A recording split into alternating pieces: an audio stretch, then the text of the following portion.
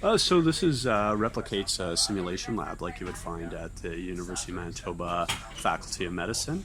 What enables us with wheels on a motorhome here, any community that requests simulation, we can drive into those communities and offer them high fidelity simulation with their teams. So with some of the costs that might be associated with those communities sending their staff to a larger center, such as Brandon or Winnipeg, those costs can be alleviated where we come into the community and do simulation with their team. And at the same time, the team feels like they're all brought together. They're known to each other, so everyone knows their strengths and weaknesses and so on. So yeah, it's fantastic.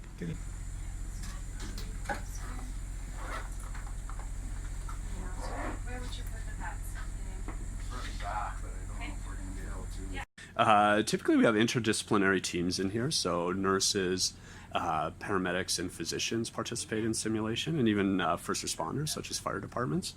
Some of the equipment in here, so we have both an adult mannequin as well as a pediatric mannequin, and they're known as human patient simulators in here or in the industry. So they're very realistic. They talk, they breathe, exhale carbon dioxide like you and I do. So very realistic in that respect, and it offers a safe and controlled environment in here where some of the critical care skills that maybe haven't been applied or reviewed since whether it's med school or nursing school or paramedic school, here they can be applied in a safe, controlled environment. So such stuff as placing breathing tubes can be done on him, chest tubes can be done on even surgical airways, even a typical cardiac arrest. Defibrillation can be even performed on any of these mannequins, so quite realistic. They respond to medications, so a challenge, and also something that always promotes a little bit of anxiety with kids is all the medications come in adult dosing for the most part, all our vials and ampules. So here we actually ask the team to draw up the specific medication or dosing for that child, which is great practice here in a nice, safe environment. So. Yeah, so we have a control room in the back. You're more than welcome to come back here. So from back here is our control room. If we have a large group, saying 3 to 4 can participate in simulation out in the main lab area, and then we can have up to 3 or 4 back here observing their colleagues, their classmates go through simulation. And so they're learning at the same time, and then everyone's part of that debriefing process after the simulation. And so typically our simulation cases last anywhere from 15 to 20 minutes, and then we'll sit around as a group afterwards, reflect on the case, talk about not only the medicine. There's a lot more focus nowadays on communication, teamwork skills.